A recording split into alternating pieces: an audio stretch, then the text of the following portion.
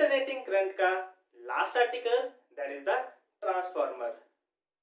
सो बच्चों, आज के इस आर्टिकल में हम देखेंगे कि ट्रांसफार्मर क्या होता है, इसकी कंस्ट्रक्शन ये कैसे बना होता है, ये किस प्रिंसिपल पे वर्क करता है, और लास्ट में इसके देखेंगे हम यूजेस।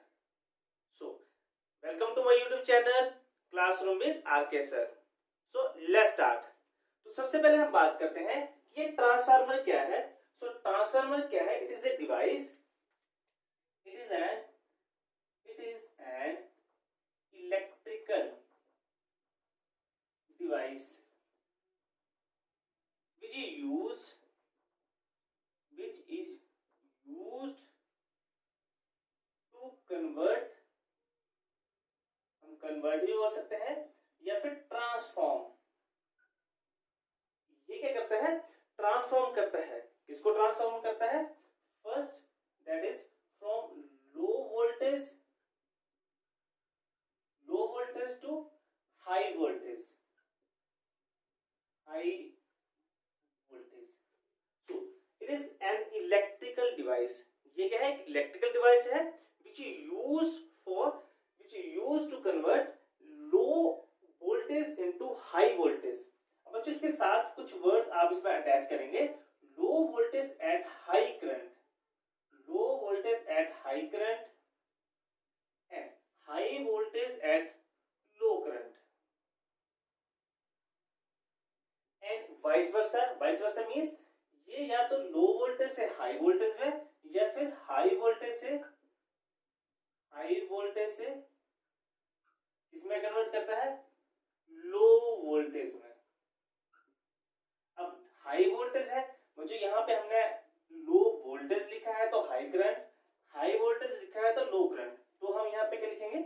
यस, ये हाई वोल्टेज है तो हम लिखेंगे लो करंट, एंड लो वोल्टेज है तो क्या लिखेंगे आप इसको?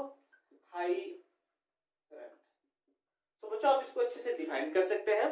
It is an electrical device which used to convert low voltage to high voltage और वाइस वर्सा, और high voltage to low voltage at high current, low voltage at high current to high voltage at low current. तो बच्चों अगर इस तरह से कोई transformer आता है तो that transformer is called as step up transformer. बच्चों आप यहां पे देख सकते हैं कि वोल्टेज को स्टेप अप कर रहा है तो उसको हम स्टेप अप बोलेंगे। जब वोल्टेज डाउन होगी तो that is called as step down transformer. अब बच्चों यहाँ पे मैं इसकी डायग्राम भी बना देता हूं। इसका जो सिंबॉलिक फॉर्म आती है, लेट अस सपोज ये मेरे पास है, इसको बोलेंगे this is called as primary coil, और इसके बीच में हम डबल लाइंस लगाएंगे, और इस तरफ जो है लेट अस सपोज यहाँ पे मैंने 1 2 3 लगाई है, तो दिस इज द 1 2 3 4 5 6 7 मींस इसमें जो प्राइमरी कॉइल्स है this is the number of, n means number of primary coils and this is the number of secondary coils. तो बच्चों आपको यहाँ देखने से लग रहा है कि प्राइमरी कॉइल्स जो है, number of primary coil they are less than secondary coil. तो ये हमारे पास स्टेप अप की बात आ रही है। तो स्टेप डाउन में क्या होगा? स्टेप डाउन में इसका रिवर्स, ये है number of primary coil and this is the number of secondary coil. तो इसमें number of primary coil that is less than number of secondary coil. तो बच्चों यहां से क्लियर हो रहा है कि लो वोल्टेज से हाई वोल्टेज को हम बोलेंगे स्टेप अप, और स्टेप अप में प्राइमरी कॉइल जो है वो कम होंगी as compare to secondary coil. और जब हम बात करेंगे स्टेप डाउन ट्रांसफार्मर की, तो स्टेप डाउन ट्रांसफार्मर में हम क्या करेंगे? हाई वोल्टेज को कहां कर देंगे? लो वोल्टेज में।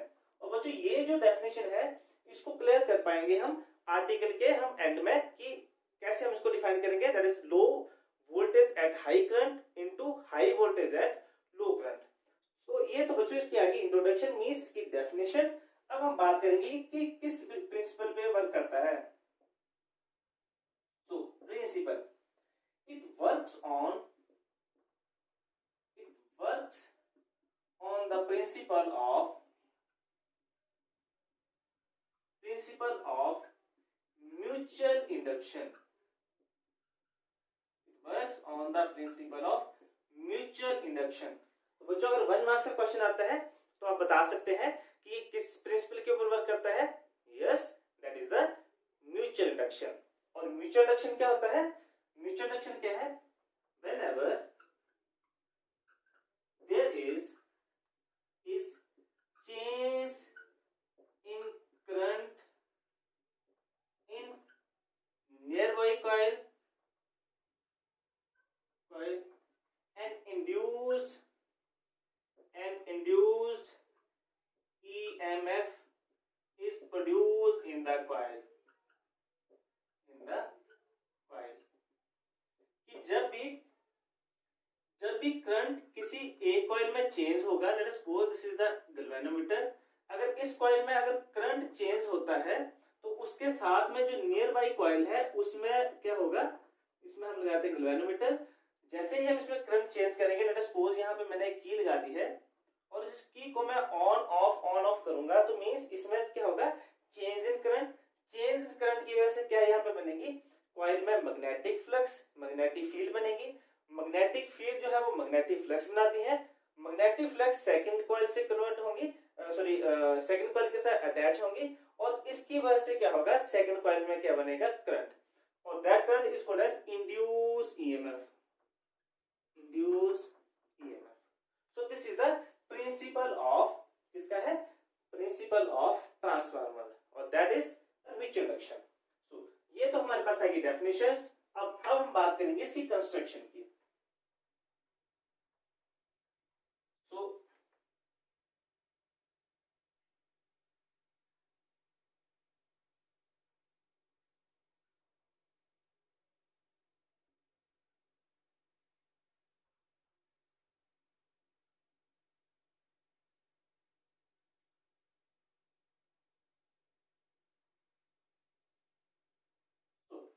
फर्स्ट हमारे पास इसकी डेफिनेशन, सेकंड था इसका principle and third one is construction.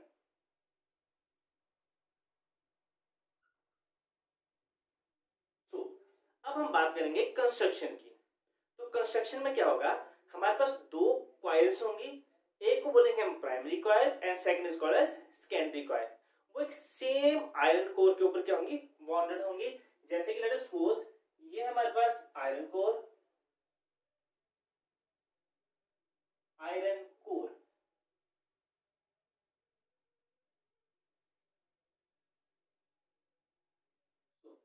तो ये हमारे पास आयरन कोर हो गया. इस तरफ हम कॉइल्स लेंगे. This is the first coil,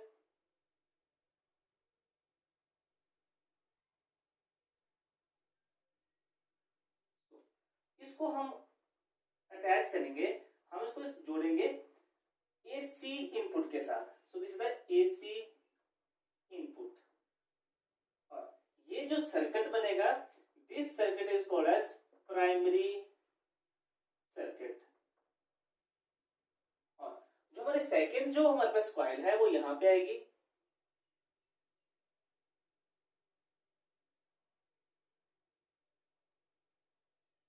तो this is the secondary circuit. और यहां पे क्या होगा? हमारा आउटपुट, या हम इसको लोड बोल सकते हैं, LOAD, लोड. मींस यहां पे हमारे पास आएगी this is the AC input और this is the AC output. So हमारे पास दो कॉइल्स हैं. So this coil is called as primary coil. और ये जो है this is called as secondary coil. अब बच्चों ये जो कॉइल्स हैं they are made up of, किससे बनी होती है? This is made up of copper. Primary coil भी और सेकेंडरी कॉइल भी. और जो हमारा जो कोर है that is the iron. This is the iron core. और आयरन कोर हम कौन सा यूज करेंगे? हम यूज करेंगे सॉफ्ट आयरन. बच्चों अब हम जैसे से आर्टिकल में आगे जाते जाएंगे हमें पता चलता जाएगा कि हमने सॉफ्ट आयरन ही क्यों यूज किया है. इससे पहले हम यूज करते थे स्टील, और स्टील से क्या होता था? लॉस ज्यादा होता था उसके बाद हमने इसको कन्वर्ट कर दिया इन द सॉफ्ट आयरन में। सो this is the soft iron, और ये थी हमारे पास कंस्ट्रक्शन। जो कई बुक्स में इसी डायग्राम को कुछ इस तरीके से बताते हैं।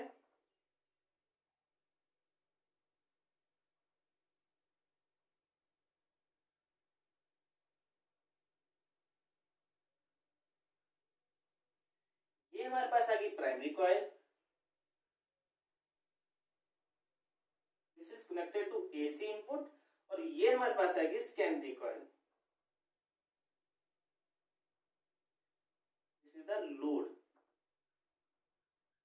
तो ये डायग्राम सेम है, लेकिन इसमें क्या है, लॉस को कम करने के लिए हमने आयरन कोर के दोनों कॉइल्स को हमने उन दोनों को हमने क्या किया, कॉन्सेल पे रख दिया है, जिससे क्या होगा, मैग्नेटिक फ्लक्स का लॉस कम होगा। तो बच्चों ये थी हमारे पास कंस्ट्रक्शन, और कंस्ट्रक्शन में क्या है हमारे पास है एक प्राइमरी सर्किट, एक है सेकेंडरी सर्किट।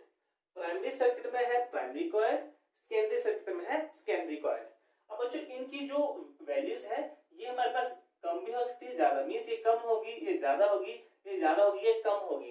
ये डिपेंड करेगा कि आपने कौन सा ट्रांसफार्मर लगाया है, स्टेप अप या फिर स्टेप डाउन। तो दिस इज द कंस्ट्रक्शन। अब बात करेंगे हम वर्किंग की। बच्चों वर्क कैसे करेगा ये, सबसे पहले हम बात करेंगे इसके इनपुट सर्किट की।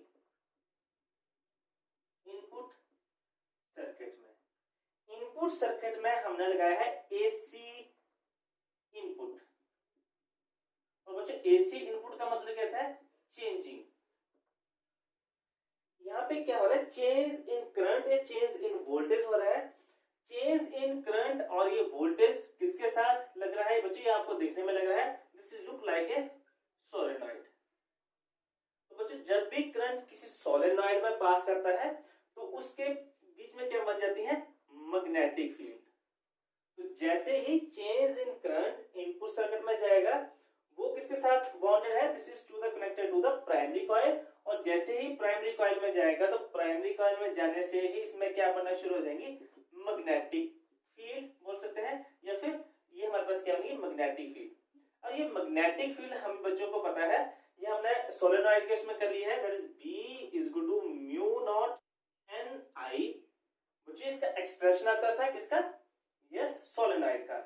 बच्चों यहाँ पे हमें क्या हो रहा है, बिकॉज एसी जो है हमारे पास कांस्टेंट भी आ सकती है या वेरिंग भी आ सकती है, वेरिंग मींस चेंज। तो बच्चों कांस्टेंट तो यहाँ है नहीं, क्योंकि यहाँ पे एसी करंट जो है वो वेरी करता है।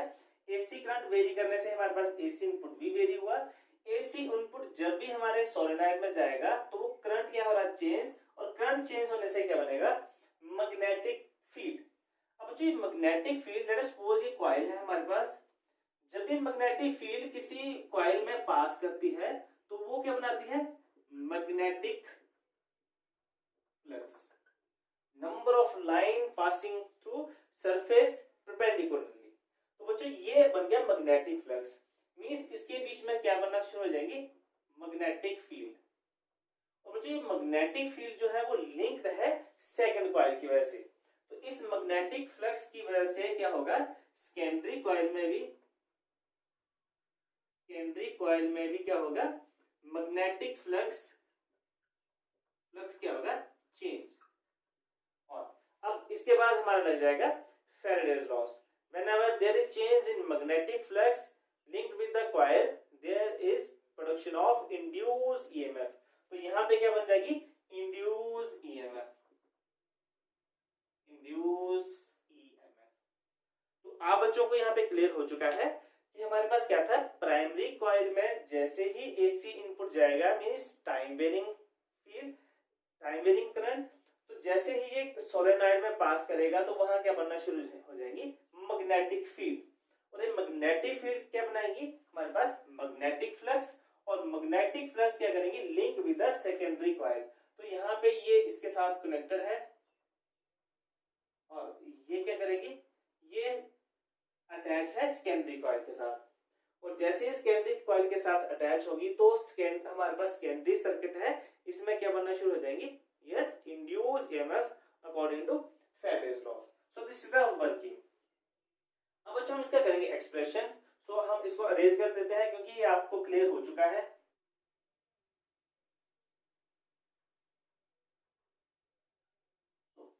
वर्किंग के बाद हम निकालते हैं इसकी एक्सप्रेशन। अब एक्सप्रेशन के लिए क्या चाहिए, लेट अस सपोज जो मेरे पास ये प्राइमरी कॉइल है, इस प्राइमरी कॉइल में कितनी टर्न्स है, let us suppose this is the N is the number of turns, तो इसको मैं लिखूंगा एनटी, और यहाँ पे कहेंगे number of turn in the secondary coil. तो ये हमारे पास दो टर्म आ गई हैं। तो बच्चों late us suppose NP and NS be the number of turns in primary circuit and in the secondary circuit, या फिर हम बोल सकते हैं प्राइमरी कॉइल और सेकेंडरी कॉइल। तो यहाँ पे हम यूज करेंगे फैराडेज लॉज। फैराडेज लॉज क्या है, whenever there is change in magnetic flux क्या आएगा, induced EMF is produced in secondary coil। Whenever there is change in magnetic flux in primary coil, induced EMF produced in the secondary coil। तो ये हमें यहाँ से clear हो चुका है। So let us suppose phi जो है, phi क्या होता है, that is the flux in the each turn of primary coil। Let us suppose यहाँ पे मैं phi ले लेता हूँ। phi is the flux किसमें, हर एक टर्न में ऑफ प्राइमरी कॉइल। तो बच्चों आप देखेंगे अगर ये आइडियल है, लेट अस सपोज हम ये कौन सा केस ले रहे हैं, आइडियल ट्रांसफार्मर, तो जितना मैग्नेटिक फ्लक्स यहाँ पे आएगा उतना ही मैग्नेटिक फ्लक्स लिंक होगा सेकेंडरी कॉइल में। So which is equal to flux linked to each turn of secondary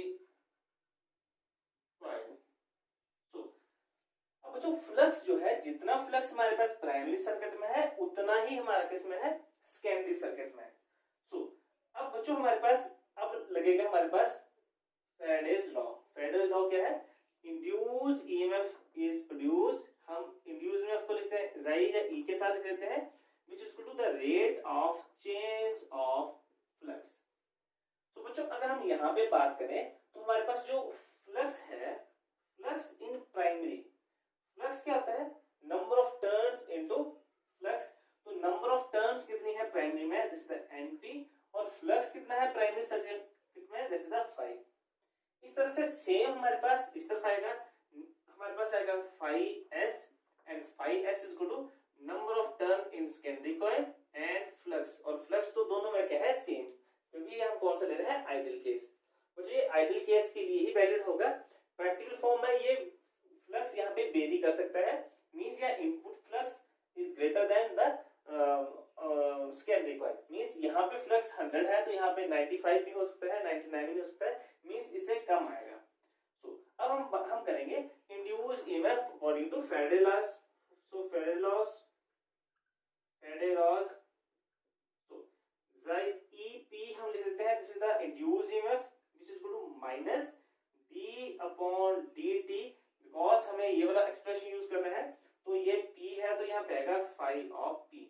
so values put कर देते हैं, minus dy dt of phi p, so this is the np into phi. So ep this is equal to minus np d upon dt, और आएगा साथ में phi. तो this is equation number 1। अगर हम सिमिलर हम इसको यहाँ पे बात करें Faraday law for secondary circuit, so secondary circuit के लिए es which is equal to, yes that is minus d upon dt phi of s, और इसकी value d upon dt, this is the n of s into phi। so es is equal to minus ns minus d upon dt into phi। so this is equation number 2। तो बच्चों ये हमारे पास equation number first है और ये हमारे पास क्या है, इक्वेशन नंबर सेकंड। तो अब हम इनको करते हैं डिवाइड। सो डिवाइड करने के बाद हमारे पास आएगा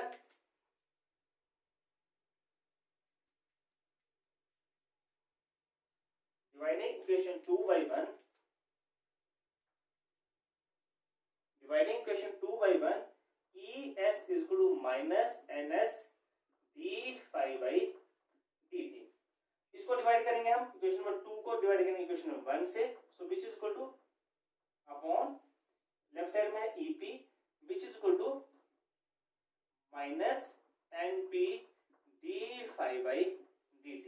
सो d phi से d phi कैंसिल, तो हमारे पास आएगा ES upon EP that is equal to NS upon NP. और ये बच्चों ये इक्वेशन हमारे पास सेम ऐसे नहीं आएगी, इसमें भी कुछ ना कुछ वेरिएशंस होंगी, वो अब हम आगे देखते हैं next. So this is the ES of ES means secondary coil divided by primary coil is equal to NS upon NP. बच्चों यहाँ पे जो एक वैल्यूज आ रही है NS upon NP which is equal to K which is called as transformation ratio और turn ratio. बच्चों हम NS अपॉन NP को क्या लिख सकते हैं K, एंड K को हम या तो ट्रांसफॉर्मेशन रेशियो बोलते हैं या फिर टर्न रेशियो. अब बच्चों यहां से जो मैंने डेफिनेशन आपको लिखवाई थी, what is the definition of step up? Yes, number of turn in primary coil is less than number of turn in the secondary coil. बच्चों यहाँ पे K ग्रेटर देन 1 हुआ, if K greater than 1 so that means NS is greater than NP. Number of secondary coil किससे ज्यादा है? Number of primary coil से. और यहाँ पे हम देखेंगे सो ES is greater than EP. So secondary coil की आउटपुट ग्रेटर देन है हमारे पास प्राइमरी की, मींस हम इसको ऐसे बोल सकते हैं ये है आउटपुट और ये है इनपुट. ये है input coil.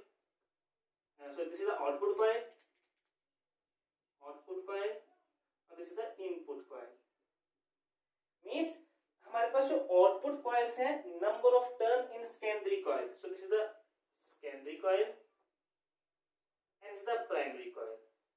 So primary coils कम है और secondary coil ज्यादा है, तब हम उस ट्रांसफार्मर को क्या बोलते थे? स्टेप. तो ये हमारे पास डेफिनेशन आ गई है स्टेप अप की. और मैंने आपको डायग्राम जो स्टार्टिंग में बताई थी कि स्टार्टिंग की टर्न्स कम हो और दूसरी टर्न ज्यादा हो तो that is called as step up. Means transformation ratio अगर ग्रेटर देन 1 आएगा तो that means that is a step up transformer. तो अगर सिमिलर वे से हम देखें, हमारे पास if K is less than 1, अगर K लेस देन 1 आएगा so that means NS is less than NP and हमारे पास दूसरी टर्म क्या थी? ES is less than EP. Means this is the output, this is the input, this is the voltage, this is the voltage. So बच्चों जब output voltage कम आए और input voltage ज्यादा हो तो हम कहां से कहां जा रहे हैं? High to low voltage, high voltage to low voltage. और उसमें हमने देखा था कि जो नंबर ऑफ प्राइमरी कॉइल्स हैं वो ज्यादा होती थी और नंबर ऑफ जो सेकेंडरी कॉइल्स थी वो कम थी, जो मैंने स्टार्टिंग की डेफिनेशन में लिख दिया था. तो हम बता सकते हैं, अगर कई बार अगर 1 मार्क से क्वेश्चन आता है if K is greater than 1 that is a step up और स्टेप डाउन, तो आप बच्चे यहां से बता सकते हैं कि ये कौन सा आएगा? If K is greater than 1 then it is a step up transformer. So ये था हमारे पास अभी तक हमने किया है इसकी डेफिनेशन, इसका प्रिंसिपल, इसका कंस्ट्रक्शन और हमारे पास आएगी अब एक्सप्रेशन की वैल्यू. तो अब हम इसके बाद करते हैं. तो अब बच्चों आप यहाँ पे एक जो एक्सप्रेशन आ रहा था हमारे पास, so this is the ES upon NP. ये हमारे पास तभी वैलिड होगा, दिस इज ओनली वैलिड. जो बच्चों मैं आपको बता रहा था कि इसकी वैलिड कब कब होगा? बस जब फ्लक्स क्या आएगा? फ्लक्स आएगा लीस्ट. मींस इसमें जो फ्लक्स जो है वो कम इसमें लॉस होना चाहिए. मींस जितना फ्लक्स इसमें है उतना ही फ्लक्स इसमें आएगा, तब ही ये इक्वेशन वैलिड है, जो मैं आपको पहले बता रहा था. अदरवाइज ये क्या हो जाएगी? वेरी. दूसरा क्या है? जो प्राइमरी लॉस है, प्राइमरी लॉस है वो क्या होना चाहिए? कम. Primary loss is less. And third is secondary loss is less. Means primary अगर 100% है तो ये सेकेंडरी भी 100% आना चाहिए. मींस प्राइमरी लॉस भी लेस है और सेकेंडरी लॉस मीन्स यहाँ भी लॉस कम होना चाहिए और यहाँ भी लॉस कम होना चाहिए। और ये सेकंड और थर्ड कंडीशन तभी वैलिड होगी जब फर्स्ट जो रेजिस्टेंस है ऑफ वायर वो क्या आएगी, लेस। जो वायर है उसकी रेजिस्टेंस कम होगी और सेकंड जो करंट है, करंट भी क्या आएगा, स्मॉल। मींस हमारे पास ES upon EP is equal to NS upon NP, ये हमारे पास क्या बताता है, रेशो। इसी से हम डेफिनेशन बता सकते हैं, इसी से हम बता सकते हैं कि स्टेप अप है या स्टेप डाउन। लेकिन ये इक्वेशन तभी वैलिड होगी जब हमारे पास ये तीन कंडीशन होगी। फर्स्ट जो है, जो फ्लक्स है वो लीस्ट, मींस यहाँ पे फ्लक्स का लॉस कम होना चाहिए, प्राइमरी लॉस भी कम होना चाहिए और सेकेंडरी लॉस भी कम होना चाहिए। तो ये लॉस कब कम होंगे, जब रेजिस्टेंस ऑफ वायर लेस है और सेकंड क्या है कि हमारे पास करंट इज स्मॉल। तो बच्चों यहाँ पे हम क्या यूज करते हैं, कॉपर वायर। तो कॉपर वायर की रेजिस्टेंस क्या होती है, कम। सो ये था हमारे पास एक्सप्रेशन फॉर ट्रांसफार्मर। सो अब इसके नेक्स्ट हम स्टार्ट करते हैं। सो अब इसके बाद हम करते हैं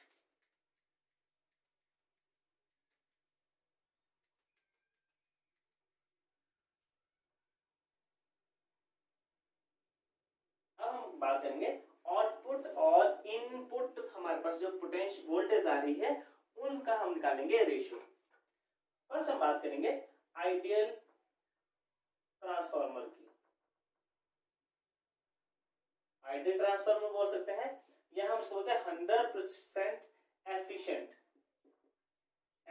ट्रांसफार्मर। और ये 100% ट्रांसफार्मर एफिशिएंट तभी बन पाएगा whenever there is no loss of energy, जब भी कोई एनर्जी का लॉस नहीं होगा। सो अब हम बात कर रहे हैं एनर्जी लॉस, तो हम करेंगे पहले इनपुट पावर, फिर हम बात करेंगे आउटपुट पावर। जो पावर का रिलेशन है that is a V into I। यहाँ पे V जो है दैट इज हम किससे कर रहे हैं, E के साथ, इंड्यूस ईएमएफ, और I हमारे पास आएगा current. So output power is equal to E, so this is the input, so EP into I in the primary coil which is equal to output power EP, so ES into IS। Input power है और output power, ये 100% efficient या no loss होगा, तो that means output power that is equal to input power। so in output power है हमारे पास ESIS which is equal to EP into IP। so यहाँ पे हम इसको क्रॉस मल्टीप्लिकेशन कर देते हैं, so ES upon EP which is equal to IP upon IS। तो बच्चों अगर यहाँ से आप देखें तो ES that is inversely proportional to I, means अगर हमारे पास सेम तरह के ट्रांसफार्मर है, अगर जिसमें करंट हमारे पास क्या आएगा, इफ करंट, यहाँ पे हम बात करें if current is more than output is less, और जब हम बात करें करंट इज लेस देन हमारे पास पोटेंशियल दैट इज मोर। बच्चों यहाँ से हम डिफाइन कर सकते हैं जो हमने डेफिनेशन लिखी थी। फर्स्ट क्या था, हम क्या कर रहे हैं, हम low voltage to high voltage कर रहे थे। जो हमने फर्स्ट डेफिनेशन लिखी थी हाई वोल्टेज, और ये हमने किसकी बात की थी, लो से जब भी हम हाई जाते हैं तो उसको बोलते हैं स्टेप अप। बच्चों जैसे ही लो वोल्टेज होगी, if voltage is low then current is high, तो हमने इसके नीचे क्या लिखा था, हाई करंट। बच्चों इसी का यूज जब हम यूजेस करेंगे तब हम देखेंगे कि लो वोल्टेज हाई करंट क्यों चाहिए, और हाई वोल्टेज आएगा if high voltage then current is low. जब बच्चों हम ट्रांसमिशन की बात करेंगे तब हम यहाँ पे ये डेफिनेशन यूज करेंगे, means low voltage at high current into high voltage at low current. So बच्चों ये अब हमारे पास एक्सप्रेशन एक फर्स्ट एक्सप्रेशन था हमारे पास, that is the ES upon EP is equal to NS upon NP, और हम इन दोनों क्लब कर देते हैं, so which is equal to IP upon I S.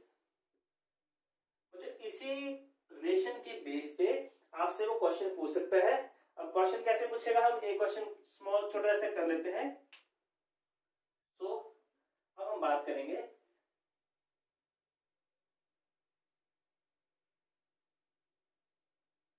Late us suppose ये हमारे पास है ट्रांसफार्मर, इसमें जो नंबर ऑफ प्राइमरी कॉइल्स हैं let us suppose these are 50 coils, और यहाँ पे जो कॉइल्स है दिस इज 100 कॉइल्स। बच्चों आप यहाँ से डायरेक्ट बता सकते हैं कि अगर 50 कॉइल्स है या 100, so this is the step up, primary coil कम है और सेकेंडरी कॉइल ज्यादा है। Let us suppose input voltage is equal to 110 voltage, यहाँ पे जो वोल्टेज जा रही है दिस इज 110, और जो यहाँ पे करंट जा रहा है दैट इज 10, सॉरी यहाँ पे लिखता है 20 ampere. So find the output voltage and current.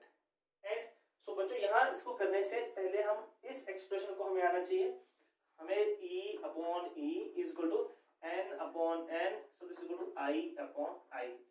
Learn कैसे रखना है, E S E P, ये भी S है ये भी S होगा, ये P है ये भी P होगा, लेकिन जैसे ही करंट आएगा तो उसका रिवर्स आएगा, सो this is the P and this is the S। अब बच्चों सबसे पहले हम यहाँ पे देखेंगे, हम पोटेंशियल निकालना चाहेंगे, तो हमारे पास क्या क्या टर्म्स गिवन है, N S N N P, means हम ये वाली टर्म यूज करते हैं। So E S upon E P is equal to N S upon N P. So secondary voltage निकालने जा रहे हैं हम, सो ई एस हमें नहीं गिवन है, ई पी है this is 110, so N of secondary coil, so this is 100 upon यहाँ पे कितना आएगा, दिस इज 50, सो यहाँ cancel out, so 2, so this is E S is equal to 110 voltage. So यहाँ पे कितना आया, सॉरी यहाँ पे आया 2 into 2, so this is the 220 voltage, 220 voltage, ये आगे हमारे पास आउटपुट वोल्टेज। और अब निकालेंगे हम करंट, तो अब हमारे पास वोल्टेज भी आ गई है, टर्न्स भी आ गई है, तो हम इस रिलेशन को भी यूज कर सकते हैं और इस रिलेशन को भी यूज कर सकते हैं। तो मैं यूज कर रहा हूँ N S upon N P is equal to I P upon I S. So number of secondary coils is 100, this is the 50, so which is equal to यहाँ पे IP and IP in the primary coil, so this is equal to 20 upon IS in the secondary coil, so इसको हम cross multiplication कर देते हैं, so this is the IS ऊपर चला गया, so this is the 20 upon 50 into ये हमारे पास आ गया नीचे, so this is the 1 by, so ये आएगा 50 into 20 अपॉन 100। सो यहाँ पे आप यहाँ कैंसिल आउट कर लेंगे, 100, so this is 5 to the 10 ampere. तो बच्चों सेकेंडरी कॉइल में हमारे पास आ रहा है 10 एम्पियर, सो वोल्टेज थी हमारे पास 220 and current is the 10 ampere. और बच्चों आप इसको डायरेक्ट भी सोच सकते हैं, बच्चों जब भी हम स्टेप अप जाएंगे तो उसका जो पोटेंशियल है, क्योंकि यहाँ पे टर्न्स कितने टाइम्स ज्यादा है, 2 टाइम्स, तो उसका पोटेंशियल इंक्रीज होगा, तो कितना इंक्रीज होगा, 2 टाइम्स, मतलब 110 है तो 2 टाइम्स। लेकिन ये स्टेप अप है तो क्या होता है, लो वोल्टेज को हाई वोल्टेज में और हाई करंट को लो, तो ये 2 टाइम्स का है तो इसको डिवाइड कर दो तो यहाँ से इसका आंसर निकल आएगा। सो ये हमारे पास छोटे छोटे से न्यूमेरिकल था, इस तरह के अगर और न्यूमेरिकल्स आएंगे आप उनको सॉल्व करें। सो अब हम बात करेंगे नेक्स्ट,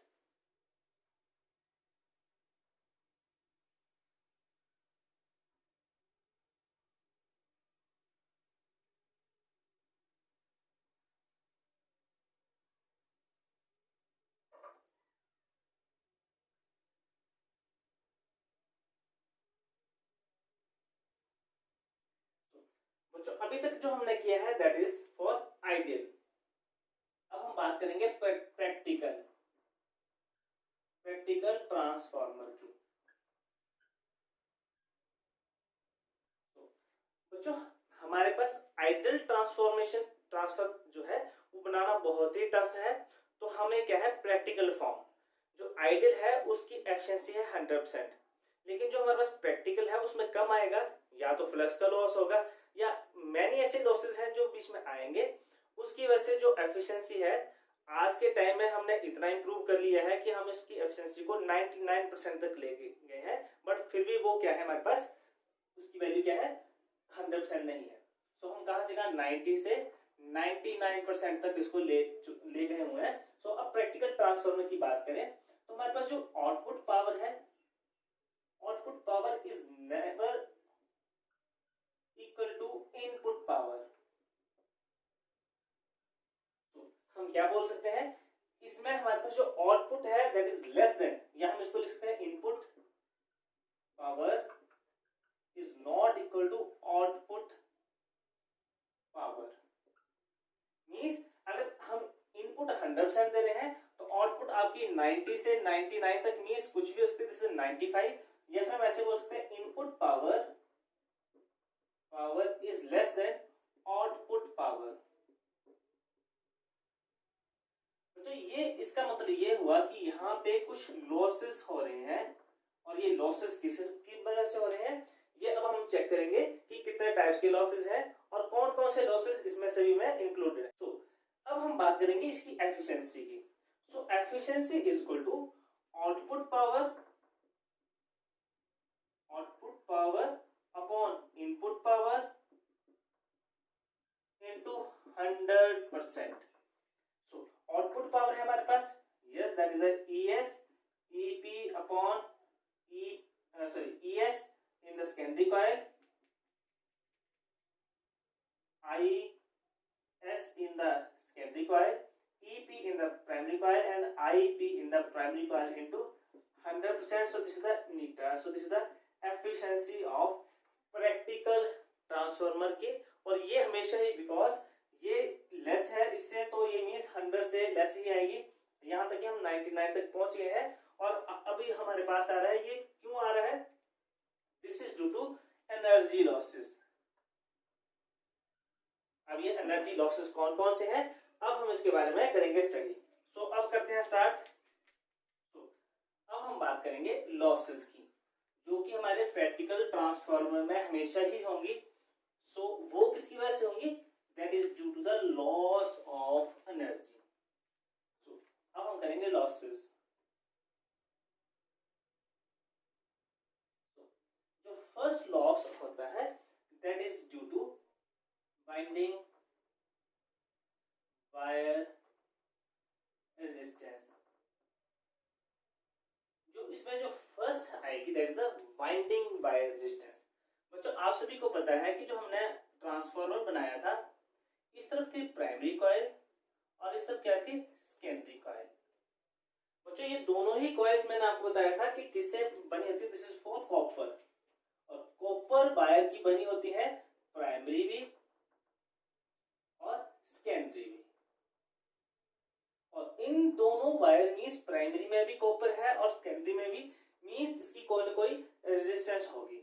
और बच्चों हमें एक रिलेशन पता है that is the H is equal to I square R into T। Let us suppose 1 second 10 second हम यहाँ पे लिखें तो हमारे पास जो हीट एनर्जी है according to Joule's law of heating, H is equal to I square R। तो बच्चों करंट यहाँ पे हमारे पास हम कांस्टेंट मान लेते हैं, लेकिन जो वायर है उसकी डिस्टेंस है R, मींस जैसे ही इसमें R आएगा उस तरह से इसमें क्या होगा, हीट प्रोड्यूस होगी, और यही लॉस जो है वो ट्रांसफार्मर में आएगा। सो अब क्या कर सकते हैं हम, अब इसको हम क्या कर सकते हैं, एलिमिनेट। तो एलिमिनेट करने के लिए फर्स्ट क्या कर सकते हैं हम, कि इसमें सबसे अच्छी जो हम मेटल्स है वो लगा सकते हैं। तो हम यहाँ पे क्या लगाते हैं, कॉपर। फर्स्ट तो क्या करेंगे हम, कॉपर, लेकिन कॉपर भी की भी कोई ना कोई रेजिस्टेंस है, तो कॉपर की रेजिस्टेंस को कम करने के लिए हमें पता है relation that is R is equal to rho L upon A। Means R depend करता है लेंथ पे और साथ में डिपेंड करता है एरिया पे। मींस जैसे जैसे हम एरिया बढ़ाते जाएंगे उतना ही डिस्टेंस कम होगा, मींस हम यूज करेंगे थिक वायर। मींस जिसका एरिया ज्यादा होगा हम वो वायर यहाँ पे यूज करेंगे। लेकिन बच्चों थिक वायर की भी एक प्रॉब्लम है कि एक कन्वीनियंट नहीं होगी और इसमें हमें इसकी कॉस्ट भी ज्यादा आएगी। तो कॉस्ट को बचाने के लिए हम क्या करेंगे, थिक वायर को हम उस तरफ लगाएंगे जहां पे करंट ज्यादा है। मींस आप यहाँ पे देखेंगे कि अगर यहाँ पे 0.1 है, अगर 0.1 का स्केयर करूं और 0 यहाँ पे लिख दूं 5, तो यहाँ पे अगर मैं स्केयर करूं तो इसमें करंट कम आएगा और इसमें यस करंट ज्यादा, तो उसके हिसाब से हीट भी ज्यादा। तो हम क्या करेंगे, हम जो थिक वायर है, thick wire is on the side is on the side where current is more या मच, जहां पे करंट ज्यादा आएगा हम उस तरफ ही थिक वायर यूज करेंगे। तो बच्चों हमारे पास दो ट्रांसफार्मर थे, एक था स्टेप अप, दूसरा है स्टेप डाउन। बच्चों स्टेप अप में क्या आता है, low voltage to high voltage, और इसमें क्या आता है, high voltage to low voltage. लेकिन यहाँ पे आता है हाई करंट और यहाँ पे क्या आता है, लो current.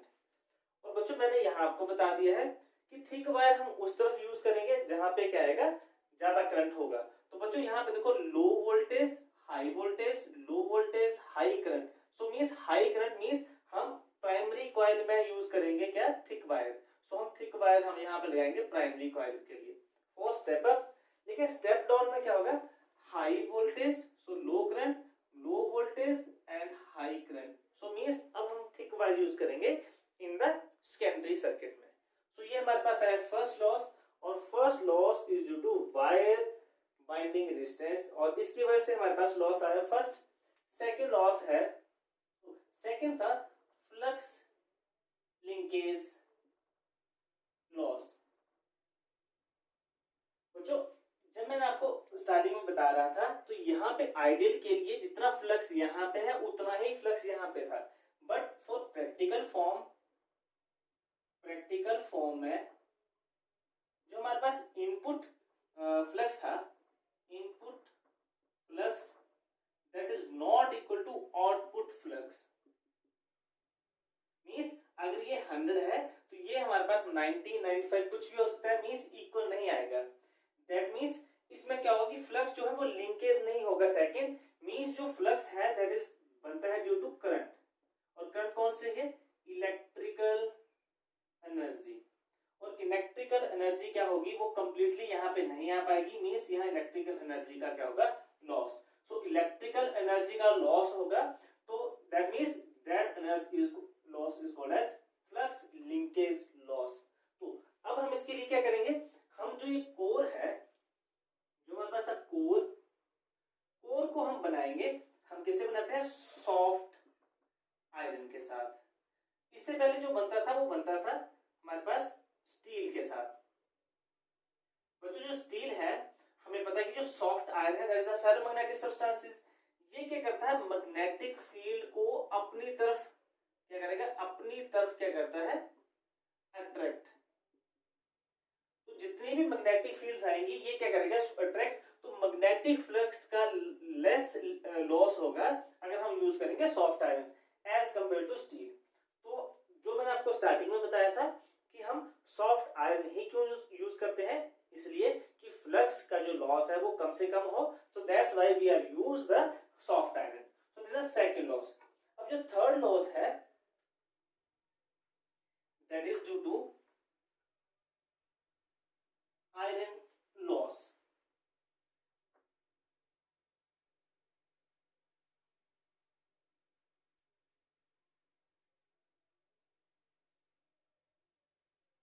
Third loss is due to iron loss।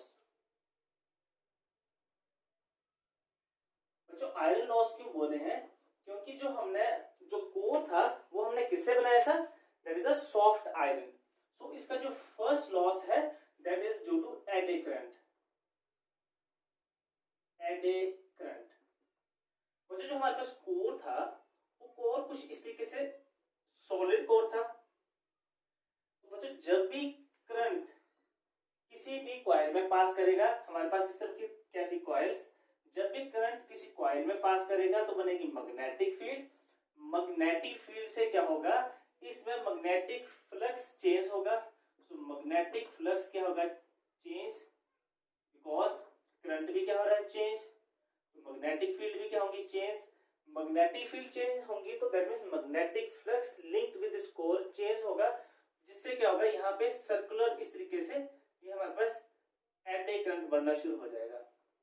Means हम ऐसे बोल सकते हैं कि यहां से करंट गया और यहाँ पे एंटर, तो इस तरह से सर्कुलर करंट बनेगा, और सर्कुलर करंट यहाँ बनने से that current is called as eddy current. और इससे क्या होगा, हीट, इससे क्या होगा, हीट प्रोड्यूस होगी और इस हीट प्रोड्यूस की वजह से हमारे ट्रांसफार्मर में एनर्जी का लॉस आएगा। तो बच्चों अब इसको हम कैसे इसको एलिमिनेट करेंगे, एलिमिनेशन का मेथड है इसके लिए, एलिमिनेट कैसे करेंगे बच्चों, इस कोर को लेट अस सपोज हमारे पास एक कॉपी है, कॉपी अगर हम उसको हार्ड कोर मान लें, मतलब वो कंप्लीटली एक बड़ा सा पेज है, लेकिन हम उसको कट कर दें स्मॉल पीसेस में, मींस उसके पेजेस, उन पेजेस को हम लैमिनेट करेंगे। लेट अस सपोज ये हमारे पास है कोर, ये था हमारे पास कोर,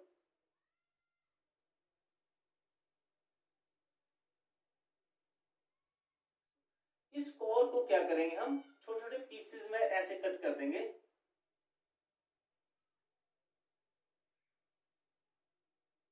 और इन पीसेस को कर देंगे हम लैमिनेट। अब बच्चों इसको इस तरीके से अंडरस्टैंड करें, ये था हमारे पास सॉलिड कोर, और ये जो है हमारे पास जो सॉलिड कोर है हम इसको छोटे छोटे पीसेस में कट कर रहे हैं, और ये बीच में हमने क्या लगा दी है laminations, these are the laminations. बच्चों ये जो जो हमारे पास सॉलिड कोर था, इस सॉलिड कोर में एडे करंट कुछ इस तरीके से बनेंगे, जितना ज्यादा एडे करंट होगा उतना ही ज्यादा क्या होगा हमारे पास हीट प्रोड्यूस। और अगर हम इस वे से करें तो हमारे पास यहाँ एक ही यहाँ पे एडे करंट यहाँ पे और यहाँ पे, और इस एडे करंट का क्या होगा ट्रांसफर नहीं होगा किसी दूसरे हमारे पास जो शीट आएगी, जिससे क्या होगा कि जो एडे करंट यहाँ पे ज्यादा बन रहा था वो यहाँ पे क्या हो जाए कम। सो मींस हम इसको कुछ कोर को इस तरीके से बनाना शुरू कर देंगे, जिससे क्या होगा हमारे पास जो लॉस है वो भी क्या आना शुरू हो जाएगा कम। सो ये हमारे पास था third loss, that is the iron loss. और आयरन लॉस में जो सबसे फर्स्ट लॉस था that is due to the eddy current. और एडे करंट कैसे बनता है, करंट चेंज होगा, करंट चेंज होने से मैग्नेटिक फ्लक्स बनेगा, मैग्नेटिक फ्लक्स से क्या होगा हमारे पास, मैग्नेटिक फ्लक्स से इसमें सर्कुलेटिंग करंट बनेगा, और करंट से अगेन फिर से क्या होगा loss. So this is the eddy loss, this is the third loss. And इसके बाद है इसका सेकंड आयरन लॉस में ही आता है, that is the hysteresis loop, hysteresis loss. बच्चों क्योंकि हमने इस कोर को हमने किसके साथ बॉन्ड किया था, इस तरफ भी मैग्नेटिक फील्ड थी और इस तरफ भी मैग्नेटिक फील्ड थी, तो जैसे ही करंट इसमें जाएगा तो ये पहले इसमें मैग्नेटाइज करेगा, फिर इसको क्या करेगा डीमैग्नेटाइज। और बच्चों हमने ये मैग्नेटिज्म में पढ़ चुके हैं कि जब भी करंट पास करेगा, जब मैग्नेटिक फील्ड बने, क्योंकि करंट से ही क्या बनती है मैग्नेटिक फील्ड, तो क्या होगा पहले वो मैग्नेटाइज होगा, फिर वो डीमैग्नेटाइज होगा, डीमैग्नेटाइज से वापस वो डीमैग्नेटाइज होगा, फिर ये वापस आएगा, और इस तरीके से हमारे पास एक वहां पे हिस्टैरिसीस लूप बनती थी। उस हिस्टैरिसीस लूप के अकॉर्डिंग जितना ज्यादा एरिया होगा उतना ही ज्यादा क्या होगा लॉस, और लॉस किसका होगा एनर्जी का। बिकॉज हमने यहाँ आयरन लगाया हुआ इसके सेंटर में, मींस इसका लॉस आएगा ही आएगा, बट हम इसको एलिमिनेट कर सकते हैं। एलिमिनेट कैसे करेंगे, एलिमिनेट हमारे पास दो मटेरियल्स थे, एक था सॉफ्ट आयरन और एक था हमारे पास स्टील। बिकॉज वो जो स्टील जो है वो परमानेंट मैग्नेटिज्म बन जाता है, उसकी वजह से क्या होगा जैसे हम मैग्नेटिक फील्ड करेंगे उसको डीमैग्नेटाइज करना टफ हो जाएगा, और इसके लिए हमारी जो कर्व आएगी वो कुछ थिक कर्व बनेगी इस तरीके से। और जो हमारे पास सॉफ्ट आयरन है उसकी जो कर्व है बिल्कुल स्मॉल और थिन जैसे बनेगी, जिससे क्या होगा एरिया कम होगा। अगर एरिया कम होगा तो दैट मींस इसका लॉस भी कम होगा। तो ये था हमारे पास आयरन लॉस का first, that is the eddy loss, second is the hysteresis loop. और इसको हम किससे कन्वर्ट, इसको कैसे चेंज करेंगे, इसको हम कैसे कम करेंगे, हम उसके लिए लगा देंगे सॉफ्ट आयरन। जो मैंने आपको स्टार्टिंग में बता दिया था कि हमने जो है जो हमारे पास ट्रांसफार्मर है उसकी हम डे बाय डे हम उसका लॉस कम करते जा रहे हैं, और हम कहां तक पहुंच गए हैं अप टू 99% तक।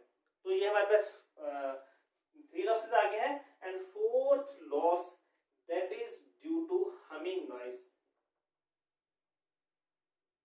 जब भी आप कभी ट्रांसफार्मर के पास खड़े होंगे तो वो क्या करेगा, वो साउंड करेगा, जैसे हमिंग बर्ड करता है वैसे ही एक वहां पे साउंड आना शुरू होगी। और वो साउंड किसकी वजह से आती है, that is due to magneto friction. Magnetostriction एक ऐसा कंसेप्ट है कि जब भी करंट किसी मैग्नेटिक मटेरियल में पास करेगा तो वो क्या करेगा, वो या तो उसकी लेंथ कॉन्ट्रैक्ट होगी या उसकी कंप्रेस होगी। लेकिन कई केसेस में अगर वो लेंथ कंप्रेस या एक्सपेंड ना हो तो वो क्या करना शुरू करता है, वाइब्रेट। मींस जो हमारे पास इलेक्ट्रिकल एनर्जी थी, इलेक्ट्रिकल एनर्जी उसको वाइब्रेट करवा रही थी। अब vibrate means late us suppose ये मेरे पास पेन है, उसको मैंने वाइब्रेट करवाना है, मींस मुझे क्या चाहिए, इसकी mechanical energy. So this is the mechanical energy. और ये मैकेनिकल एनर्जी वहां पे हीट लॉस में वहां पे आती है। जितना ज्यादा देर तक वो वाइब्रेट करेगा उतनी ही ज्यादा वहां पे हीट प्रोड्यूस होगी। तो इस हमिंग नॉइज को कम करने के लिए वहां पे उन्होंने ऑयल यूजेस किए होते थे, जिससे क्या वो साउंड कम आए। तो बच्चों आज जो हमने किया है that is a transformer. So transformer में हमने सबसे पहले की थी उसकी डेफिनेशन। डेफिनेशन बहुत ही इजी है, that is it is a device which is used to convert low voltage to high या vice versa high voltage to low। जहां पर हम लो वोल्टेज लिखेंगे उसके नीचे ही क्या लिख देंगे हम, current, that is a high current. So ये तो हमारे पास आ गई डेफिनेशन। इसके बाद हमने इसका किया था principle, and principle is the yes it depends, it works on the principle of mutual induction. फिर हमने डायग्राम्स किए थे, फिर हमने न्यूमेरिकल्स किए थे, और लास्ट में थे हमारे पास लॉसेस। और लॉसेस को कम कैसे किया जाता है ये हमने देख लिया है। अब इसके बाद है हम बात करेंगे ट्रांसमिशन की। बच्चे ये मोस्ट इंपोर्टेंट है। अब बच्चे सबसे पहले हम ये सोचेंगे कि हमें ट्रांसफार्मर का बनाने की जरूरत क्यों पड़ी है। तो अब हम इसको देखते हैं कि हमें ट्रांसफार्मर क्यों बनाना पड़ा।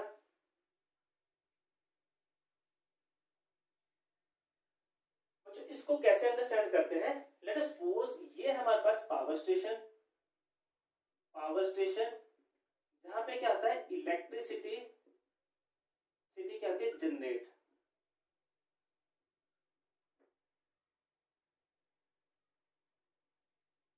सो लेट अस सपोज ये है पावर स्टेशन, और ये पावर स्टेशन क्या है, इलेक्ट्रिसिटी जनरेट करता है। लेकिन हमारा घर जो है वो बहुत ही ज्यादा दूर है। लेट अस सपोज ये हमारा घर है, तो ये हमारे घर है जहां पे हमें क्या चाहिए, करंट और वोल्टेज, हमें करंट चाहिए। तो हम क्या करते हैं, यहाँ पे ट्रांसमिशन टावर लगा देते हैं, और यहाँ पे हम वायर्स जो है वो लगा के हम अपने यहाँ पे पहुंचाते हैं अपने घरों तक। अब बच्चों यहाँ पे आप एक चीज अंडरस्टैंड कर चुके होंगे कि जो हमारे पास जो रिलेशन था Joule heating J equal to I square R into T, means उसके अकॉर्डिंग जो हमारी वायर्स है वो वायर किसी न किसी मटेरियल की बनी होती है। तो जब वो जो वायर्स है उसमें जितना देर अमाउंट ऑफ करंट जाएगा, और उन वायर की कोई रेजिस्टेंस है, टाइम तो हम कम कर नहीं सकते। मान लो कि हमें सुबह से शाम तक के लिए लाइट चाहिए, तो उसमें करंट सुबह से शाम तक फ्लो करता रहेगा। सो हम इसको हटा दें तो हमारे पास आएगी रेजिस्टेंस R। तो जो रेजिस्टेंस है ये हमारे पास क्या आएगी, उस वायर की। और हमें पता है कि resistance that is depend upon, that is directly proportional to rho L upon A। जितनी ज्यादा उसकी लेंथ होगी उतनी ही ज्यादा क्या होगी उसकी रेजिस्टेंस। तो हम क्या करते हैं, इन वायर की जो ये लेंथ है इसको हम तो कम कर नहीं सकते, बिकॉज हमारा डिस्टेंस रहेगा सेम। तो मींस इसकी रेजिस्टेंस हम कम नहीं कर सकते हैं, और इस रेजिस्टेंस की वजह से यहाँ जूल हीटिंग इफेक्ट मींस यहाँ पे लेट अस सपोज यहाँ पे 100 अगर हम जनरेट कर ले हैं, तो यहाँ पे हमारे पास वो क्या पहुंचे 90। मींस एक जनरल ऑब्जर्वेशन है कि मींस जितना हम यहाँ पे प्रोड्यूस कर रहे हैं उससे कम हमें यहाँ पे आउटपुट मिल रही है। तो बच्चों लेंथ तो हमारे पास चेंज नहीं होगी, तो हम सेकंड क्या कर सकते हैं, इसका एरिया बढ़ा सकते हैं। एरिया मींस वायर का एरिया। लेकिन बच्चों ये भी कन्वीनियंट मेथड नहीं है, क्योंकि अगर एक वायर है अगर उसकी थिकनेस हम बढ़ा दें तो एक तो वो कॉस्टली हो जाएगी, और सेकंड उसको हम ट्रांसमिशन करना, हमें उसे एक प्लेस से दूसरे प्लेस तक लेके जाना, वो भी हमारे पास टफ हो जाएगा। मींस हम इसकी रेजिस्टेंस को कम नहीं कर सकते हैं। तो अब हमारे पास फिर से एक कांसेप्ट बच गया, that concept is the I। सो अब हमारे पास I आया, and I is the current. और करंट को हम इंक्रीज या डिक्रीज कर सकते हैं बाय यूजिंग स्टेप अप और स्टेप डाउन। बच्चों स्टेप अप क्या करता है, हमारे पास जो लो वोल्टेज है उसको करता है हाई वोल्टेज में, और जो स्टेप डाउन है this is the high voltage को किस में करता है, लो वोल्टेज में। अब बच्चों एक ही हमारे पास टर्म बची है, दैट इज द करंट। हम करंट को क्या करते हैं, कम।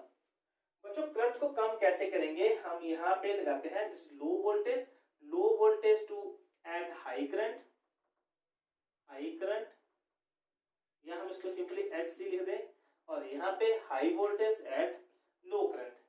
मींस अगर करंट यहाँ पे लेट अस सपोज यहाँ पे करंट है हमारे पास 1, और 1 का स्केल करेंगे तो 1, अगर करंट हमारे पास 100 का स्केल करेंगे तो आएगा 10,000।